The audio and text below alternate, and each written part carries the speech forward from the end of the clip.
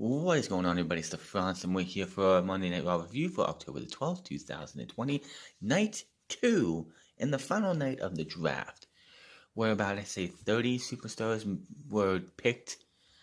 I still think the whole draft format is stupid. There was 30 picked tonight, and I believe 20 on Smackdown. There was 20 picked for Smackdown, 30 picked for Raw, because that's just how things go. Now, I like the good old days when WWE would have the draft and the Raw part was done on Raw and the SmackDown part was done on SmackDown, except for when they wanted to do it in one night. I hate the way they do this now, where everyone becomes a free agent and we're just going to have people pick back and forth, and it's going to be majority of the people that you see be drafted are going to the brand they're already on. I hate it. It's just so stupid. Then we break up tag teams. Vince McMahon loves to break up tag teams, but we'll keep Miz and John Morrison together because that's a smart fucking idea. The New Day, split up. Heavy Machinery, split up. Oh, and on top of that, you know how Kofi Kingston and Xavier Woods were drafted to Monday Night Raw? Wow, what happened tonight? We'll talk about it here in a second. First night, Tom Phillips welcomes us to night 2 of the draft. Tom is at the Thunderdome inside Florida, joined by Samoa Joe and Byron Saxton as usual. They hyped the picks for Friday night's episode of SmackDown. They also hyped tonight's superstar pool. The following superstars are eligible: Andrade, SmackDown Women's Champion Bayley, Aleister Black, Alexa Bliss, Daniel Bryan, Carmella, King Baron Corbin, Apollo Crews, Nikki Cross, and David Kato, which apparently Underground is no longer a thing, thank goodness.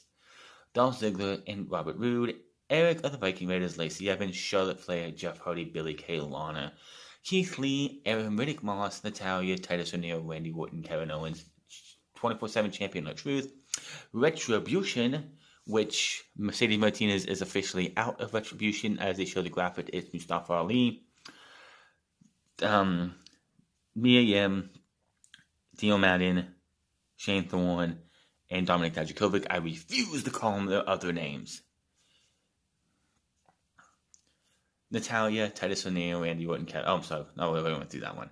Matt Riddle, The Riot Squad, Peyton Royce, Arturo Ruas, Sheamus, Shinsuke Nakamura, and Cesaro, the Raw Tag Team Champions, Street Profits, Angel Dawkins, Montez Ford, Braun Strowman, Tamina, Akira Tozawa, Zelina Vega, Bray Wyatt, and Intercontinental Champion, Sami Zayn, Elias, and Lars Sullivan. Out comes Randy Orton. He announces hype Randy Orton versus Drew McIntyre inside Hell in a Cell. At Hell in a Cell, Orton says one thing remains the same: if he gets to be drafted to SmackDown or not, and that's the fact that he will take the WWE title from Drew inside Hell in a Cell. He says that 2020 has been a lot, but one thing you can dispute is that he has been the year of Drew. He names some of the Drew's accomplishments from this year, saying he became the main face of WWE. Orton recalls how he's the only person to pin Drew this year and says that's a sign of things to come. Orton promises to pin Drew again and take the title from him and says he will do all those things with him. The 3 most dangerous letters in the world, R.K. Music hits. And out comes Drew McIntyre. McIntyre stands on the stage and mic now. He says Orton is right. He congratulates him on being the only person to pin him in almost a year. Which, by the way, that is crazy to think, if that is true, that Drew McIntyre has only been pinned once this year, even after becoming WWE Champion, because majority of the time you have a championship in WWE, singles matches or non-title matches are just they're bad for you because you lose all the time. But for some reason, Drew McIntyre, they held off. I mean, hell, even Bayley really hasn't had she hasn't been pinned that often either. So, kudos to both of them. And of course, Roman just won the championship. So, and he's not. You think Roman Reigns is going to lose a singles match in WWE? Give me a break, unless it's some bullshit. He marches to the ring and the brawl breaks out between the fake fans cheer. Orton eventually rolls to the floor to retreat. Drew follows to Orton, rams him into the apron to turn and back it around. Drew whips Orton to the barrier, then the ring post, and the announce table. Orton ends up scrambling up the apron as Drew talks trash into the ring as his music hits. Back from break, And the WWE Chief Brand Officer Stephanie McMahon is out on stage and the podium. She welcomes us to the second and final night of the WWE Draft. Raw selects The Fiend, Bray Wyatt, which everyone should have known was going to happen. Smackdown picks Women's Champion Bayley, which obviously, because if she would have drafted Bayley to Raw, then it would have been really, really awkward for that Hell in a Cell match coming up at Hell in a Cell. And obviously, this is not going to be the first title match between these two. Raw picks Randy Orton to stay on the brand. SmackDown selects the Raw Tag Team Champions, the Street Profits, Montez Ford and Angelo Dawkins, and Raw selects Charlotte Flair to stay on the brand. I kind of figured that's where she was going to stay. No, Charlotte Flair does not show up tonight. I don't know when she's coming back. I think Hell in a Cell, if Charlotte Flair doesn't come back in the ring before Hell in a Cell, then I'm going to say probably at the night of Hell in a Cell or the night after she'll make her return. You know that next title reign's coming ASAP. No DQ match, Kevin Owens versus Aleister Black. This match, of course, is happening as they continue this feud that still doesn't make any sense. Why is Kevin Owens versus Aleister Black even a thing? Oh, well, Kevin Owens wasn't here the night I got my eye knocked out, so I blame him for it. It still makes no sense to me. Black with some big kicks, they beat the hell out of each other. Big table spot. Black knocks Owens to the mat, nails a huge flying double knee on the strikes, crashing Owens into the 4 chairs. Owens still kicks out at 2, which that should be a match ender, just saying. Black goes to the ringside, brings the table into the ring. He stands it up, but Owens goes out. Black follows and has a black mask block, but Owens gets hit. They bring it back to the ring. Owens nails the stunner. Owens then powerbombs him through the table. 1, 2, 3, and Kevin Owens is your winner. After the match, Owens stands tall as the music hits. He stumbles back into the corner as Black starts to recover. Go to replays. He heads to the back with Black, tries to crawl and recover at ringside. So Kevin Owens beats him with the speed. The final time you would see these two wrestle each other would one stay on Raw and one go to SmackDown. Honestly, with what happens what happens with what happened with The Fiend and Kevin Owens, I'm surprised they didn't want to do a feud with him. But will Kevin Owens still be on Raw or will he go to SmackDown? We'll talk about that in here in a second.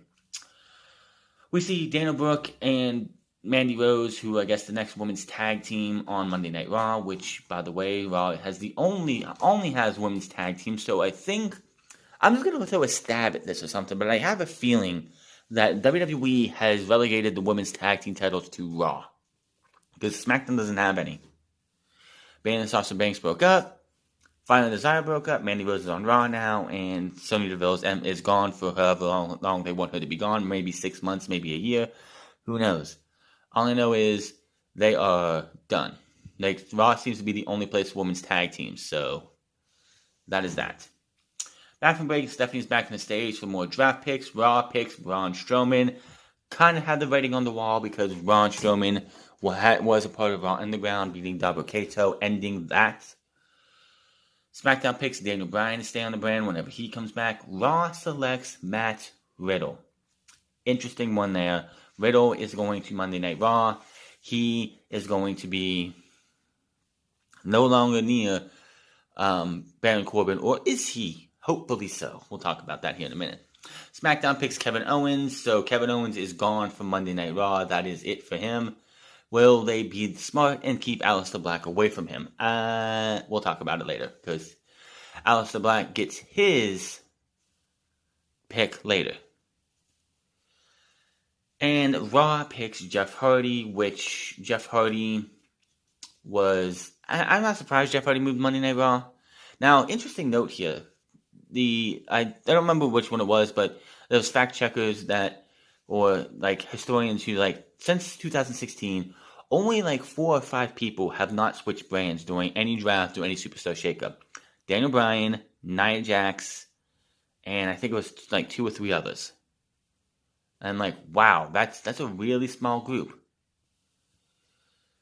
So yeah, Matt Riddle on Raw. Can't wait to see what they do with him. I hope they do something with him because, quite honestly, it's just ridiculous that they continue. They didn't do anything with him, but throw him into a feud after he had his one Intercontinental title match against AJ Styles, which he lost clean. We go to ring and out comes, we get Miz TV. I'm not even going into this. I'm skipping it. Move on.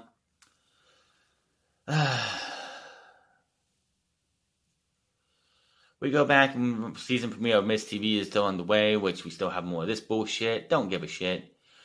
Then we see backstage. New Day was split up on Raw. And Smackdown got the Raw Tag Team Champions. So what would WWE do with these tag team titles? How are we going to justify the Raw Tag Team titles being on SmackDown and the SmackDown Tag Team Champions being on Raw? Well, what did WWE do? We have the Raw Tag Team Champions being traded for the SmackDown Tag Team Champions, as in the Street Profits, who have been Tag Team Champions for the majority of this year. I think they won the titles the night after Elimination Chamber. Nobody beat them. They did not take the titles off them, so how does their title reign end for Monday Night Raw? Well, they're just going to hand them over to the New Day. New Day just won the tag team titles on Friday. So how are they going to take those titles off of them? Oh, we're just going to give them to the Street Profits. So the Street Profits and the New Day switch tag team championships. What kind of stupid shit is this? What was the fucking point? You know what I wish they would have done? Well, at Hell in a Cell, you have two tag team champions on Monday Night Raw. We're going to go to Hell in a Cell, and we're going to merge the titles. That's what I would have done. This was fucking ridiculous.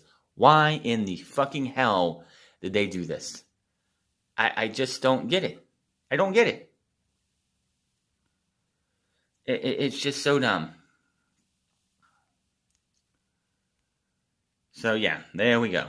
The tag team championships are going to Monday Night. They're switching brands back to the brands they're supposed to be on, which the four titles should not change brands because they have no reason to change brands are the Raw and SmackDown Women's Championships and the Raw and SmackDown Tag Team titles.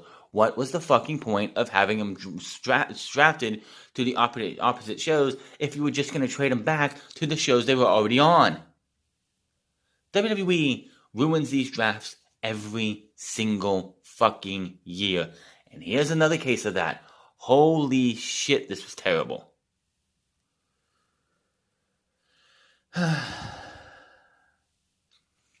By the way, Lars Sullivan beat up on everyone. Don't give a shit. Robert Roode and Dolph Ziggler walk up and make their case about shots at tag team titles, and they have some words with the New Day, and the match is on for later. We see Seth Rollins backstage, and he's going to give us a talking to, and his back from break, and Stephanie's back at the podium again. Raw picks Retribution, which got so many people were questioning, and it's like, wait a minute. You pick the group that is causing havoc first in this round? Like, what in the fuck? SmackDown picks Lars Sullivan. With the news coming out that Lars Sullivan again has really not showed how immature he is by being inappropriate on Instagram, apparently, with a yoga instructor or something. I don't think he's going to make it by the end of the year. I don't think Lars Sullivan is going to be around in WWE much longer. Should have fired him in April, honestly. When is enough with this guy? Seriously. Keith Lee stays on Raw. SmackDown keeps Baron Corbin. I'm like, thank you. Thank you. No more Matt Riddle, Baron Corbin. If anything from the night, we find out that Matt Riddle and Baron Corbin will never happen again. And it's like, yes, we got something. Raw picks Alexa Bliss, which makes sense for the simple fact is Alexa Bliss is with The Fiend. They're doing their thing. Why would you break them up? WWE would be stupid to break up Alexa Bliss and The Fiend. And there you go. Rollins wants to soak in all for a minute because tonight is the end of an era. He's thrilled to take his talents to Friday nights, but he has to acknowledge how different of a moment this is for the wonderful fans of Raw. They fake fans boo him. Rollins talks about how Raw is losing a champion and the best leader they've ever had. He says this is no way to fill his shoes, especially not Dominic and Ray as they were headed to SmackDown with him. Rollins, which by the way, I still fucking hate that they couldn't keep them on Monday Night Raw send Murphy and Rollins to SmackDown. But, news that Vince McMahon wants to make Aaliyah the next big women's star doesn't surprise me. They're going to do stupid shit right there. Out comes Raw superstar Jeff Hardy to a pop. Rollins says he appreciates Jeff's enthusiasm, but he's trying to find a leader, and that's not you. Asks Jeff to get the hell out of his ring. The fake fans boo him again. Jeff goes on about how this is his ring now. Rollins says Jeff should be focused on his match with Lars Sullivan this Friday, which, yeah. I guess the brand split doesn't go into effect until the week after, next week, the week after, because Friday you have Lars Sullivan versus Jeff Hardy, who are on different brands. The New Day are going to take on Sheamus and Baron Corbin and who the fuck else is it? And somebody else, I can't remember who it is. In the New Day farewell match together. If Big E doesn't turn heel on them right then and there, they're doing something wrong. And here's another thing, and this is also fucking stupid. Braun Strowman just got drafted to Monday Night Raw. On Friday, they advertised Braun Strowman versus Roman Reigns for the Universal Championship. Here's the thing. Yes, of course we know Roman's not losing the championship. But why are you going to make it so fucking obvious? Good fucking grief. Rollins jumps the mic. He says he wishes Hardy good luck and he'll need it. He drops the mic and exits. Hardy looks on. Out comes AJ Styles. AJ takes the mic and addresses Hardy, but Rollins comes from behind and has words with him. Hardy sends him into the barrier first, comes out and sends AJ into the barrier. He then hits Poetry in Motion on Rollins against the barrier. Hardy splashes AJ on the floor for the pop, hits the ring, and takes the mic, reminding AJ that he still have unfinished business. Has words with Rollins and then challenges them to a triple threat match, and we go to commercial break.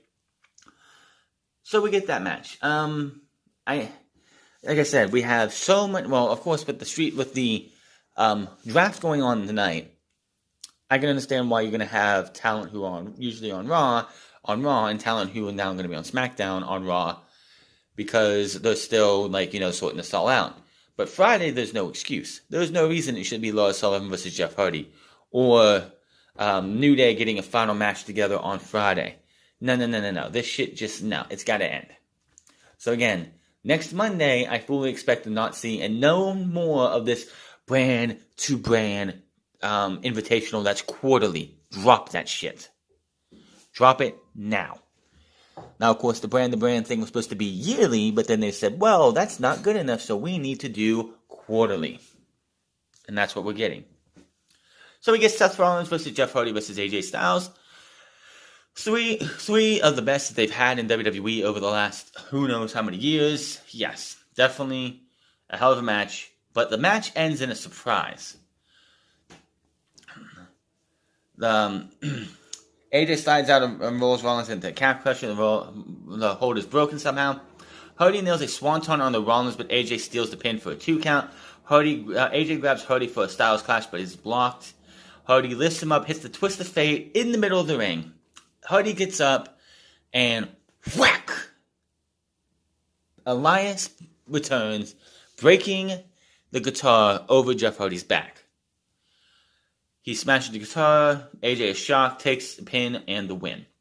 Now, why did Elias attack Jeff Hardy? Because during the Intercontinental title tournament, the week that was supposed to have a semifinals match between Jeff Hardy and Elias were supposed to have matches, Jeff Hardy was knocked out because Sheamus framed him, and Elias was taken out because he had a pectoral muscle, which, by the way, I thought Elias was supposed to be out for the remainder of the year. He tore his pec. I don't know how long you're supposed to be out for that, but I thought he was supposed to be out longer than this. But they're setting this up to where Elias, well, they're going to have to, I hope they have somehow, which I mean is the WWE Performance Center, they can sit there and make new footage if they have to show and prove that Elias did not get attacked by Jeff, but Jeff was attacked, but somebody else took him out, framing Jeff Hardy. But that's what Elias is. That's the premise that Elias has right now, is that He blames Hardy because it was Hardy's car rental, and Hardy is the guy taking the fall right now for him. Hardy thought this was over. He thought he was done by taking out Sheamus in that that brawl in the bar. But no, the demons continue to haunt Jeff Hardy. After the bell, Elias exits the ring and stares Hardy down as AJ's music hits. He recovers from the girls' replay. Elias taunts Hardy from the ramp as AJ continues to celebrate. Back from break, and we get the next round. Raw picks Elias. SmackDown picks Sami Zayn. So I don't know. That's going to be the big question: is who's going to challenge Sami Zayn next? Because Jeff and AJ are both on Raw now. Raw picks Lacey Evans. Good fucking grief. SmackDown picks Cesaro, which, yeah, if you think about it, Lacey Evans doesn't have anything to do on SmackDown right now, because Bayley's still the champion. Sasha Banks and Lacey Evans have already done their business, and we don't need to see that again. So her coming to Raw is fine. SmackDown keeps Cesaro and Nakamura. Raw picks Sheamus to come over from SmackDown. So Big E, who they just broke up from the New Day, his major feud that he's had for a while, which just ended on Friday, thank you, doesn't have to worry about Sheamus anymore. So, also, the match on Friday, which is supposed to be the New Day versus Sheamus, I think Corbin and somebody else, I can't remember who's all in that match. Now, Sheamus is also having a farewell match on Friday as well. Dana Brooke and Mandy Rose versus Natalya and Lana. I really don't care about this match. Lana ends up tapping or getting beat. It gets hit with a pin. I don't care. I just don't care. Dana Brooke and Mandy Rose win. After the match, Rose and Brooke celebrate as we go to replays. They head to the back together as Natalya tends to Lana on the mat. Tells Lana she's done because this isn't working out. She exits the ring and calls by herself, and Lana starts crying. Whoop-de-fucking-do.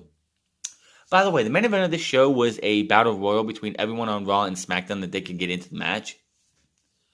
For the winner going on against Asuka at, I believe, the next pay-per-view. I believe it is. That match, oh boy, I'll talk about that match later. MVP is backstage with the Hurt Business. He mentions how Retribution isn't here. Ricochet approaches and says it looks like he might be on Raw alone, but he wants one more match. He knows it's not good for their business or his business to keep going after each other every week. If he wins his match tonight against a member of the Hurt Business, this feud is done. We are done. You can go on your way. I'll go on my way. We are done. But if I lose, I have to join the Hurt Business. And it's going to be Ricochet versus Cedric Alexander later in the night. Now, let me get this logic. The Hurt Business is all about causing hurt, causing pain, and winning. So, I like Ricochet. I love him in the ring. I hope he could be better off than what he has to deal with. But seriously, why, oh fucking why, would the Hurt Business want somebody who lost a match? I mean, Cedric Alexander lost to Apollo Crews. And of course, Cedric Alexander was most likely in contact with somebody who had COVID, so they had him go to Hurt Business boot camp. But that was like, he lost, so they ended up sending him away in storyline to get better. Why would anybody else want to have... Why would the Hurt Business want somebody who was a loser? I just don't get it. That's later on. Angel Garza versus Andrade. This match has been a long time coming, simply because these two have been off and on for months. And these guys have been teaming since January. But over the last 3 or 4 months, it's like, are they going to team up? Are they going to stay together? Are they going to break up? Are they going to team together? They're going to break up. Every other week it feels like. Thankfully, the Street Profits are going to SmackDown, so they, even if they want to team up again, won't be facing the Street Profits anymore. It's been getting so annoying. Unfortunately, because of this draft, you see feuds that they're going to continue that we've been seeing for months. Zelina Vega's on commentary because, she still has interest in these two guys because I don't know why. She's, I guess, not being a wrestler anymore. I guess. Garza wins, wing clipper, gets blocked, but keeps it. He keeps it and hits the wing clipper anyway. 1, 2, 3. Whoop the fucking do. I am over these guys already. After the match, Vega enters the ring to check on Andrade, but the lights started going out. The red light comes on, and we hear the menacing sound of the Fiend all over the arena. Alexa Bliss appears in the corner instead, turned upside down like Bray, so she's fully going Fiend. Vega and Andrade are shocked. The Fiend suddenly appears behind Andrade. The Fiend grabs Andrade while Bliss grabs Vega. They drop them with Sister Abigail's at the same time in the middle of the ring. Bliss and the Fiend stare each other down, and the menacing sound continues to echo all over the arena, and we go to commercial break. God, I can't wait to see how... This has been one of the best things about SmackDown. And it's a damn shame they both moved to Monday Night Raw. It's a damn shame. This is something that has, I think, kept SmackDown up. Other than, Bayley, Sasha Banks, and, of course, Roman Reigns. This has been one of those big things that everyone has actually tuned into and actually enjoyed. But here we go. They're on Monday Night Raw. How long until Vince McMahon fucking ruins them completely? Back from break, and we get... The announcers, we get more draft picks. Nikki Cross is coming to Raw. So, the storyline with Nikki Cross and Alexa Bliss is going to continue somehow, some way, whenever Nikki is available to come back, because we haven't seen her in a while. So, I feel she probably got COVID. That's just my thoughts. Raw picks the SmackDown gets Robert Roode and Dolph Ziggler. So, the next match really makes no sense then. R-Truth stays on Raw. Of course he is. He's a 24/7 champion. He's going nowhere. Apollo Crews then goes to SmackDown, which I think Ricochet actually spoiled. Raw picks Dabo Kato. So, he's going to be... I'm pretty sure him and Braun Strowman are going to be feuding. I think that was all... I think they're all going for that one. Raw Tag Team title match. Robert Roode and Dolph Ziggler versus The New Day. Kind of a pointless match now. I think they could have waited to have these two get picked until a later time. Because now it's like, well, of course the New Day are not going to lose the championships. They just got them handed to them backstage. And Robert Roode and Dolph Ziggler just got drafted. You seriously couldn't wait to... You could have put literally anybody else who got drafted to Raw in this spot. And then have this match... When you do another draft thing, then you say, oh, well, they're going to SmackDown. This made no sense whatsoever. It's just like, why is Braun Strowman getting a Universal title match? He's on Raw. It's just so stupid. This has just been so bad. These drafts are terrible. I miss the old drafts. I really do. I really, really do. Not everybody was a free agent. And if you didn't get drafted on the night that on the night or the 2 nights they did it, guess what? You stayed on your brand. You didn't have free agents. You didn't have any of this dumb shit. Oh, by the way, Lucha House Party's Grand Metalik and Lindsay Dorado are coming to Raw, and Chad Gable's going to SmackDown. Well, staying on SmackDown. Mickie James is still a free agent. As I'm recording this, as I'm recording this, the Raw Talk is doing the supplemental draft, so there are a few picks still to go there. So we have this match, and I just don't know why they have it. I don't know why you put this match on after they got picked. It just, Robert Roode and Dolph Ziggler versus the New Day. I'm fine with that. I am absolutely fine. Which, by the way, Robert Roode and and Dolph Ziggler got traded to SmackDown, to Monday Night Raw, back when Dolph Ziggler challenged Drew McIntyre for the WWE Championship. Robert Roode was on Raw for 3 weeks. This is the third week that Robert Roode was a part of Monday Night Raw since the COVID outbreak started and this whole pandemic shit started. But the tag team has officially been a part of Raw for about 3 or 4 months. What was the point?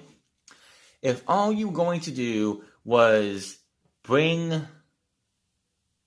Dolph Ziggler over to Monday Night Raw to challenge Drew McIntyre, and you were going to put him back on SmackDown later at the draft, why didn't you just use the brand Invitational? For fuck's sake, Asuka challenged for both women's championships. and the same pay-per-view. You could have did the same similar thing and kept Robert Roode and Dolph Ziggler on SmackDown. New Day wins. What did you expect? That was the dumbest thing ever. After the match, out comes Kofi Kingston to celebrate. The celebration continues while Roode and Ziggler try to recover. Charlie Caruso is backstage with Elias to get comments on his return. He jokes about his new single and album, which he said is going to come out on the 26th. I'll have to hold on to that. And he got payback on Jeff Hardy. He recalls the car accident on SmackDown months ago and says it wasn't his time to go give a concert to the big man in the sky. He announces that his new album, Universal Truth, is coming out October 26th. He announces that he will celebrate his return on Raw next week with a concert, and it'll be unforgivable. Of course, Charlie Caruso mentions to him that it wasn't confirmed ever that it was Jeff Hardy. And Elias is like, oh, fuck that. I know it was him. Obviously, it was not. We all know this. But Elias, what are you going to do? The guy supposedly got hit by a fucking car, which is it's not the first time WWE's actually tried to hit somebody to take them out for surgery. Anybody remember Austin? But come on, dude. Seriously, that's dark. Ricochet versus Cedric Alexander. These two guys, I wanted Ricochet to lose. I'm not gonna lie. Wanted Ricochet to lose. So he had to join the Hurt Business and just make all that logic not make any sense. But I like the way they ended it. This was great. So Eddie Guerrero's birthday, I believe, was yesterday or on Saturday. I can't remember which one it was. I believe it was yesterday. Or Saturday. One of the two. And what is the one thing that Eddie Guerrero, one of the things he was famous for? Lying, cheating, and stealing. Well, they're having the match. It's a hell of a match. These guys are just so good at what they do. I really hope that when the Hurt Business goes off, they can challenge the New Day. The New Day versus the Hurt Business. I'm fully behind that. MVP and Cedric Alexander versus the New Day for a couple episodes. That's fine.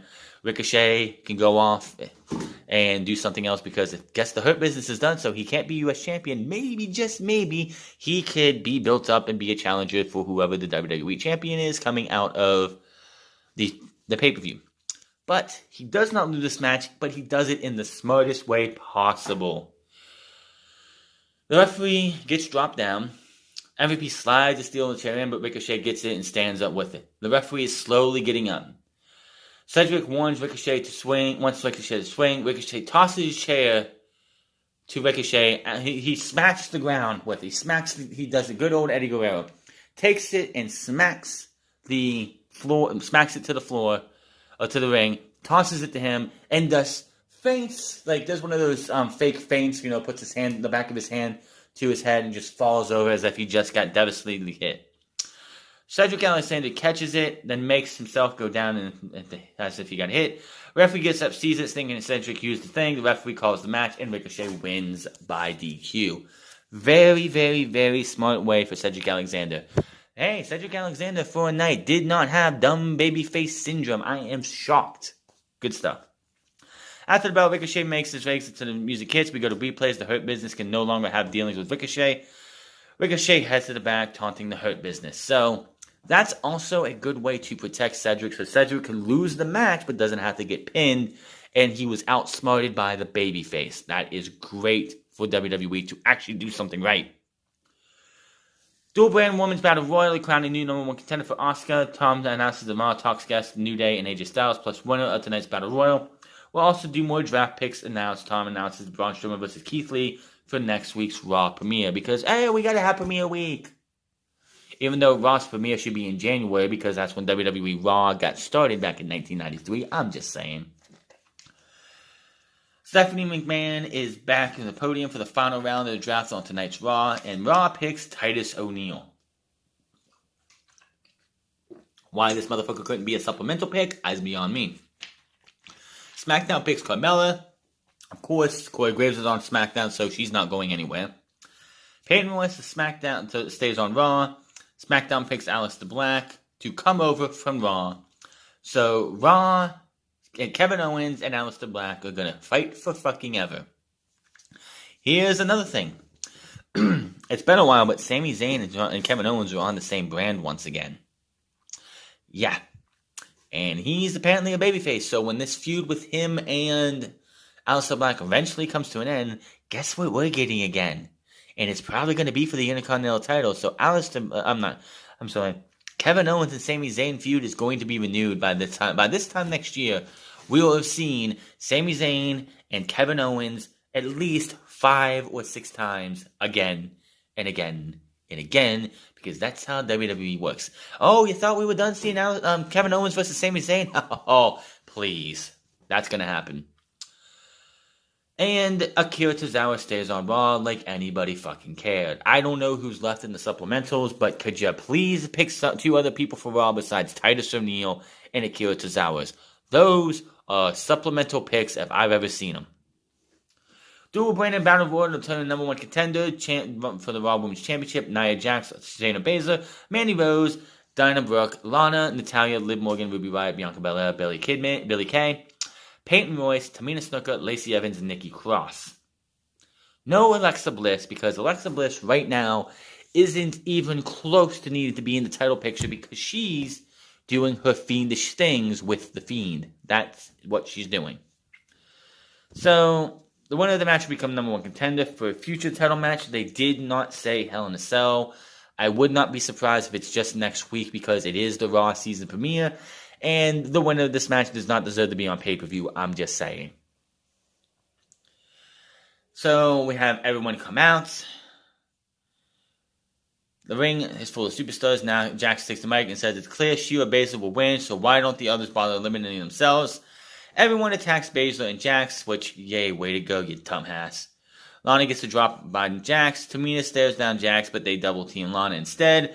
Tom confirms Asuka will defend her title with the winner next week. Hey, look, I called it. I knew it. It's the Raw season premiere. They have to have something on there. You're not going to have the WWE Championship on the line because everyone knows that Drew McIntyre and Randy Orton are going to go to Hell in a Cell for that title, and nobody else is going to get that spot. You're not going to have, like, Drew McIntyre versus Andrade or somebody again and again and again and again and again. Just isn't happening.